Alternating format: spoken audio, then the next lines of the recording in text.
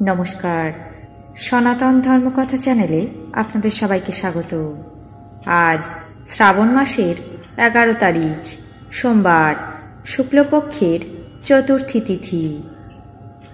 মহাভারতের আদি পর্বের 111তম অধ্যায়ে কর্ণের জন্ম পর্ব শুরু করব।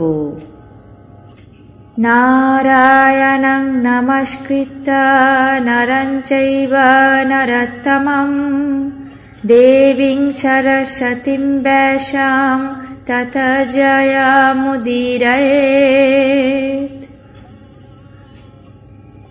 ঋষি দুর্বাসা কুন্তিকে আশীর্বাদ দিয়ে প্রস্থান করলে। কুন্তি বালিকা স্বভাব সুলভে কৌতূহলপূর্ণ হয়ে মহর্ষির দেওয়া মন্ত্র দিয়ে সূর্যদেবকে আহ্বান করলেন।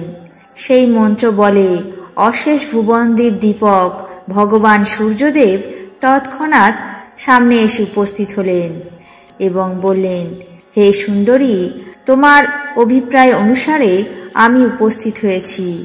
কি করতে হবে বলো। কুন্তি এমন অদ্ভুত ব্যাপার দেখে আশ্চর্য হয়ে হাত জোড় করে নিবেদন করলেন, হে ভগবান, এক ব্রাহ্মণ আমায় এই বিদ্যা এবং বর প্রদান করেছেন।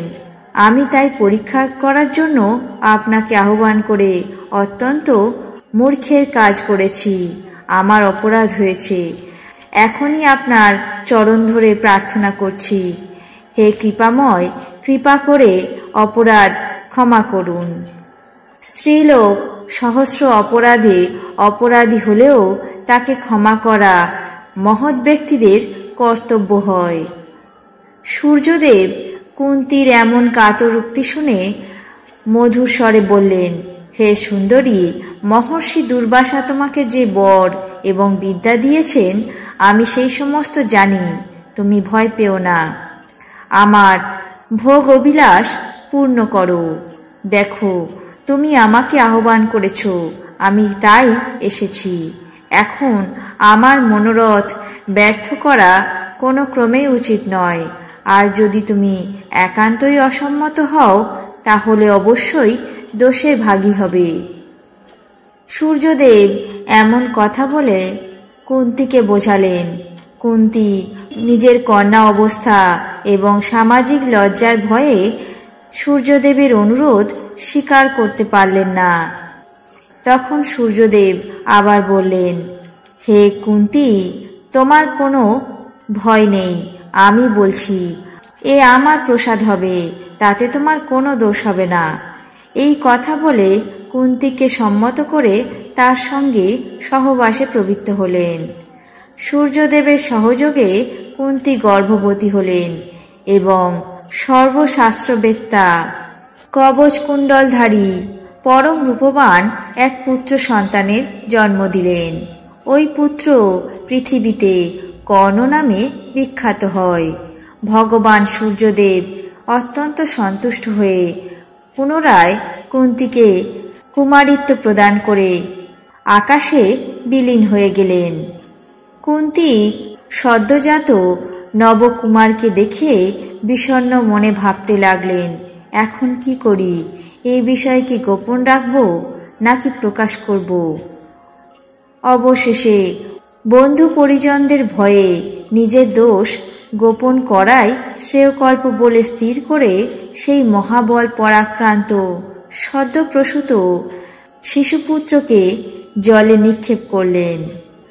যশস্বী রাধা এবং তার স্বামী সেই নবকুমারকে জলে ভাসমান দেখে দয়ার্দ্র মনে সেই পুত্রকে গ্রহণ করলেন এবং ওই কুমার বসু অর্থাৎ কবচ কুণ্ডলের সঙ্গে জন্মেছে বলে তার নাম বসুসেন রাখলেন।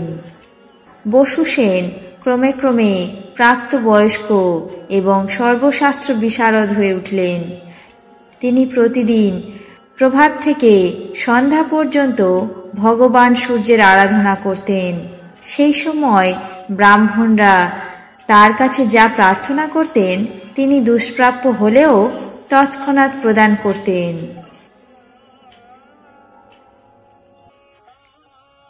আজ মহাভারতের আদি পর্বের 111তম অধ্যায়ে কর্ণের জন্ম পর্ব এখানেই শেষ করছি।